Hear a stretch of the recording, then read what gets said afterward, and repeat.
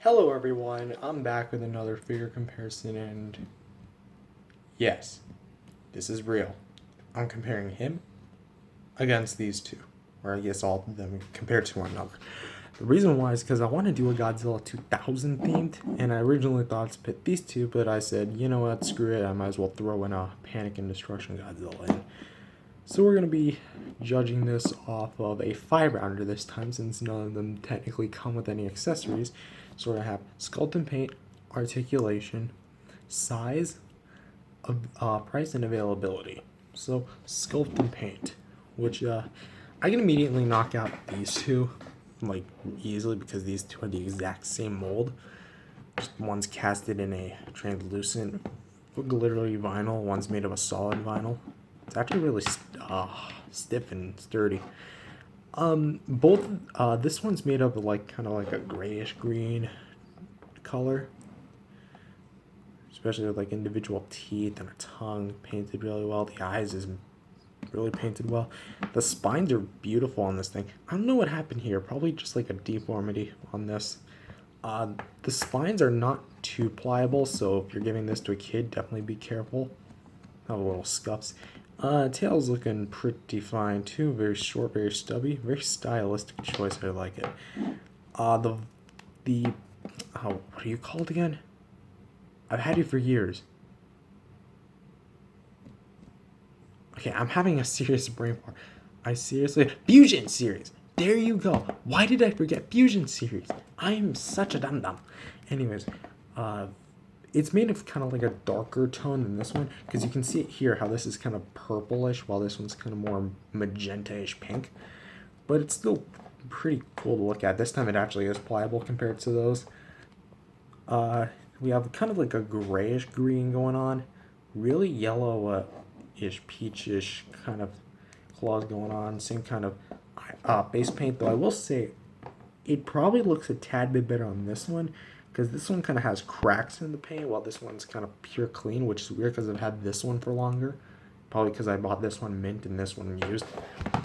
The Panic and Destruction, on the other hand, has a very, very nice sculpt. It actually has some nice details, and the paint application's not too bad either. The spines are gorgeous, though. I don't have much scuffing on it, surprisingly, because I rough house with this thing on the Angry Godzilla show. You see him like doing flips and whatnot. Let's see, claw paint's looking pretty nice. It's gold, which is really cool. Have a nice spray on the chest. The base is kind of where it's really messy. The eyes, you can make up the eyes, but the teeth are just yeah. But hey, if you're a customizer, you get a hold of this guy, you can do something really cool with it. So for sculpt and paint, I'm gonna say, actually no, it goes in the opposite order, like this. From worst to best. He's got some good stylistic choices, but he just has the best execution. That being said, next round, articulation. What does the original one have?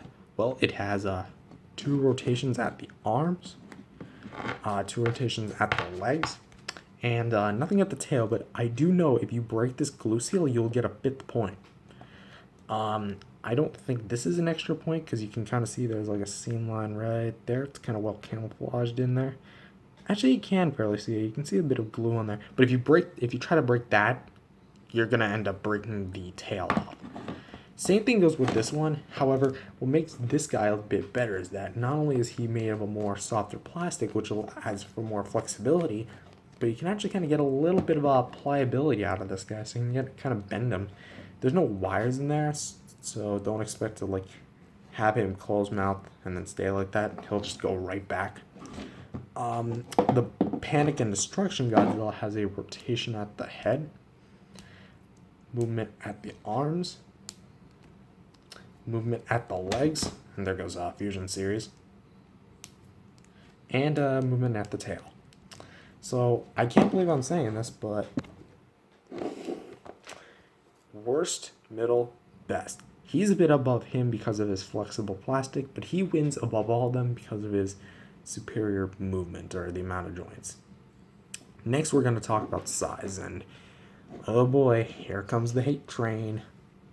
I gotta give it to these two because they stand uniform shoulder to shoulder. I know he's in his own scale. Yes, I know he comes with his own sets. I guess I should probably bring back the accessories round, actually. Yes, I'm literally deciding this midway. This is the beauty of my videos, ladies and gentlemen. Anyways, yeah, for size, I gotta hand it to these two. I know he's in his own scale, but again, he doesn't really scale with anything else outside of his collection of 4 figures, so gotta hand it to these two. Tied for best, worst, and there goes, there he goes into the pit of doom. We're gonna call that the pit of doom. Accessories, these two come with nothing. He comes with a full set, so that's gonna be another point for the bootleg. Yeah, the bootleg's surprisingly getting some points here. Huh. Let's see. Next round, we're gonna get go to price, which these two retail for about 10, 15, 20 bucks. I forget his price, like his set price is probably like around 20, 25.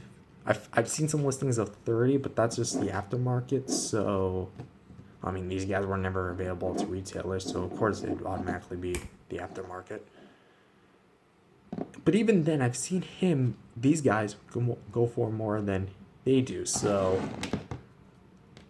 tie like that.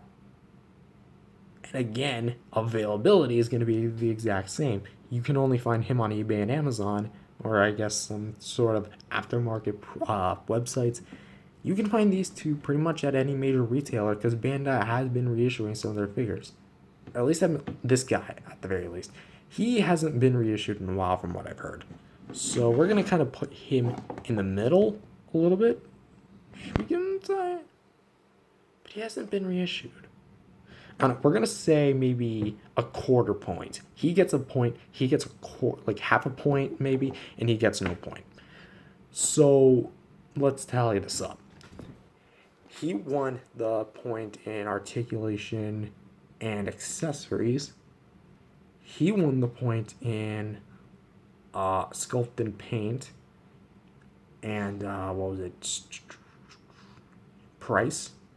Okay, price, availability, and size. Yes.